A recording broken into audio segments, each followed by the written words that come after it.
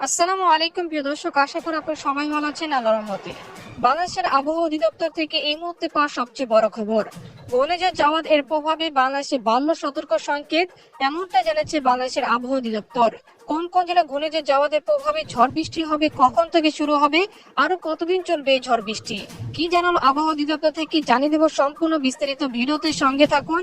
আপনার জেলার আবহাওয়ার খবর জানতে আমাদের কমেন্ট করে অবশ্যই জানাতে পারেন। আর সবার আগে সবার প্রথম সঠিক আবহাওয়ার খবর জানতে আমাদের চ্যানেলটি সাবস্ক্রাইব করে রাখুন। এবার জেনে নিন এক নজরে। বঙ্গোপসাগর সৃষ্ট ঘূর্ণিঝড় জাওয়াদ 800 কিলোমিটার বেশি দূরে থাকলেও এর অগ্রবর্তী অংশের প্রভাব পড়েছে বাংলাদেশে। বাংলাদেশের উপকূল এলাকায় গভীর সঞ্চালনশীল মেঘ বজ্রমেঘ সৃষ্টি হয়েছে। শুরু হয়েছে হালকা বৃষ্টিও। সর্বোচ্চ 50 কিলোমিটার বেগে ঝড়ো হাওয়া বয়ে যেতে পারে বলে পূর্বাভাস দিয়েছে বাংলাদেশের আবহাওয়া অধিদপ্তর। এই অবস্থায় সতর্ক সংকেত বেড়েছে। বাংলাদেশের সমুদ্র বন্দরগুলোকে 2 নম্বর দূরবর্তী হুঁশিয়ার সংকেত নামিয়ে 3 নম্বর স্থানে সতর্ক সংকেত দেখাতে বলা হয়েছে আবহাওয়া বিভাগ। বাংলাদেশ ও ভারতের আবহাওয়াবিদরা জানিয়েছে, জাওয়াদ দুর্বল হয়ে গভীর নিম্নচাপ হিসেবে রোববার দুপুরে নাগাদ ভারতের উড়িষ্যা পুরী উপকূলে আঘাত হানতে পারে। এরপর আরো দুর্বল হয়ে উড়িষ্যা উপকূলে ধরে পশ্চিমবঙ্গে বাংলাদেশে আসবে জাওয়াদ। তখন হয়তো এটি শক্তি ক্ষয় নিয়ে নিম্নচাপ বা সুস্পষ্ট লঘুচাপে পরিণত হবে। ঘূর্ণিঝড় অগ্রবর্তী অংশের প্রভাবে দেশের উপকূলে এলাকা বৃষ্টি শুরু হবে। শনিবার সকাল থেকে ঢাকার আকাশে মেঘে ঢাকা। জাওয়াদের প্রভাবে রবি ও সোমবার উপকূলীয় এলাকা ছাড়াও ঢাকা বৃষ্টি হতে পারে বলে জানিয়েছেন আবহাওয়াবিদরা।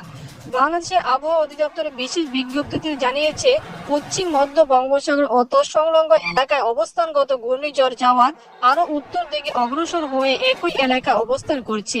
এটি শনিবার দুপুরে 12টায় চট্টগ্রাম সমুদ্র বন্দর থেকে 1005 কিলোমিটার দক্ষিণ পশ্চিম কক্সবাজার সমুদ্র বন্দর থেকে 965 কিলোমিটার দক্ষিণ পশ্চিমে মংলা সমুদ্র বন্দর থেকে 850 কিলোমিটার দক্ষিণ ও দক্ষিণ পশ্চিমে এবং পায়রা সমুদ্র বন্দর থেকে 865 কিলোমিটার দক্ষিণ ও দক্ষিণ পশ্চিমে অবস্থান করছিল।